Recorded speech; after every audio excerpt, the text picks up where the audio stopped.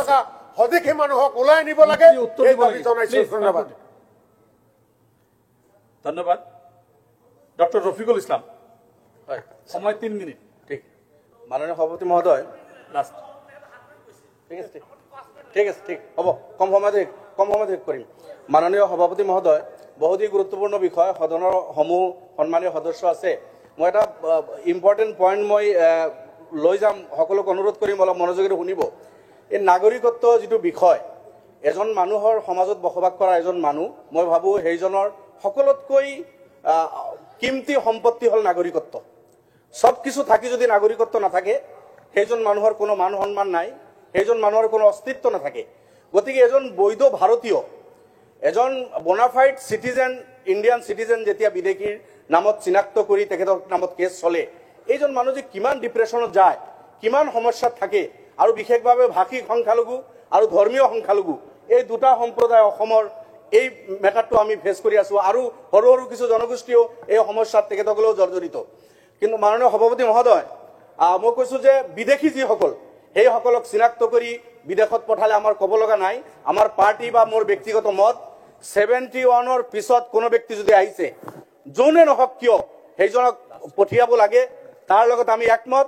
কিন্তু দুৰ্ভাগ্য এইটো যে ভাৰতীয় নাগৰিক, মই আকৌ কৈছোঁ যে ভাৰতীয় নাগৰিকক কেনেকৈ বিদেশী বনায়, যি পইণ্টটো মই ক'ব বিচাৰিছোঁ, মাননীয় উপাধ্যক্ষ মহোদয়, মই সদনৰ এজন সদস্য, মোৰ ডাইনেষ্টি, মোৰ ককা দেউতাৰ জন্ম কলকাছিয়া, 1936ৰ কলকাছিয়াৰ লেণ্ড ৰেকৰ্ড তেখেতৰ নামত হাজি ইছমাইল, তেখেতৰ দুজন সন্তান, প্লিজ অলপ শুনিব, মোৰ ককা দেউতাৰ দুজন সন্তান, মোৰ দেউতা আৰু মোৰ জেঠা, 1951ৰ তেখেতসকলৰ নাম আছে, মোৰ মাৰ নাম আছে, মোৰ জেঠীৰ নাম 1951ৰ এনআৰচিত আছে, মোৰ জেঠাৰ নাম আছে, মোৰ জেঠাৰ যিজন ডাঙৰ ল'ৰা সাদুল্লাহ, তেখেতৰ নাম এনআৰচিত আছে, তেখেতৰ এজনী ছোৱালী, সেইজনীক দি লগাই আজি কোৰ্টত তাই চক্কৰ লগাই আছে, বৰপেটা কোৰ্টত গৈ তাইৰ নামত আপোনাৰ ফৰেনাৰ কেছ চলি আছে, তাই গৈ আছে।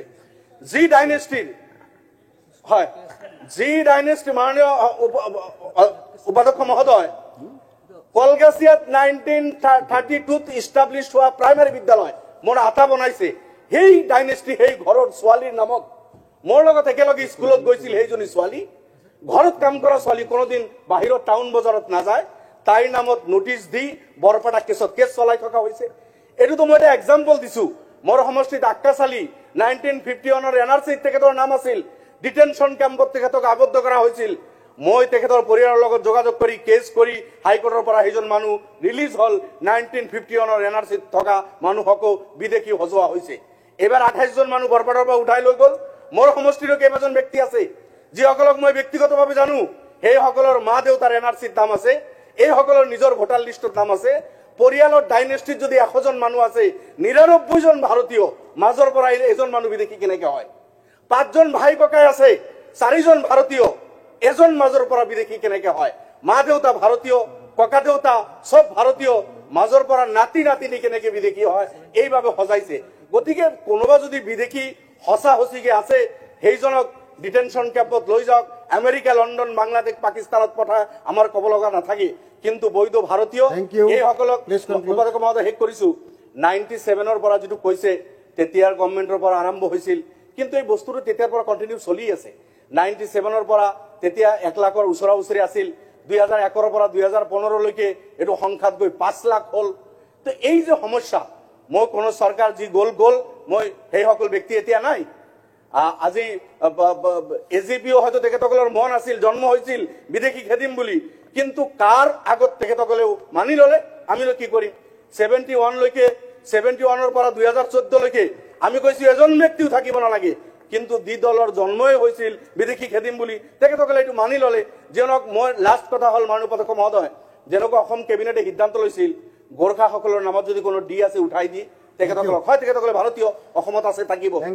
ঠিক মই বিদেশীৰ পৰা উঠাব বিচৰা কোৱা নাই, তেনেকুৱা ৰেজুলেশ্যন লওক, এছপি, ডিচি বা চাৰ্কুল অফিচাৰ বা আৰু কোনো ব্যক্তিক কষি জুডিচিয়েল দায়িত্ব দি, এই যে লাখ লাখ মানুহৰ নামত বিদেশীৰ কেছ আছে, ট্ৰিবিউনেল গ'লে যিহেতু তেখেতসকলে জাষ্টিছ পোৱা নাই, লোকেল কোৰ্ট বহাই দি পুৰা গাঁৱত বহি এইসকলৰ ডাইনেষ্টি দেখি এটা ডাইনেষ্টিৰ 100 জনৰ 99 জন যেতিয়া ভাৰতীয় এজন মানুহ বিদেশী হ'ব নোৱাৰে এইটো কমন কথা Please conclude. এই সব বুজি শুনি এই কেছবিলাক ডিসমিস কৰিব লাগে এক কৰিব লাগে কেবিনেটে এনেকুৱা এটা সিদ্ধান্ত লৈ ফৰএভাৰৰ কাৰণে এই ইস্যুটো সলভ কৰিব লাগে আৰু যিখিনি বৈধ যিখিনি অবৈধ বিদেশী সেইখিনিক বিতৰণ কৰাৰো ব্যৱস্থা কৰিব লাগে আমি সেই সকলৰ লগত নাই বাকি থাকিল ডিটেনশন কেম্পৰ কথা কৈছে মই এইটো ৰিপিট নকৰো বৰ দুৰৱস্থা Honorable Minister. ডিটেনশন কেম্পত আবদ্ধ থকা এই Please ব্যক্তিসকলক মুক্তি দিয়াৰ ব্যৱস্থা কৰা Honorable যিসকল বৈধ Minister. ভাৰতীয় ধন্যবাদ Honorable Minister.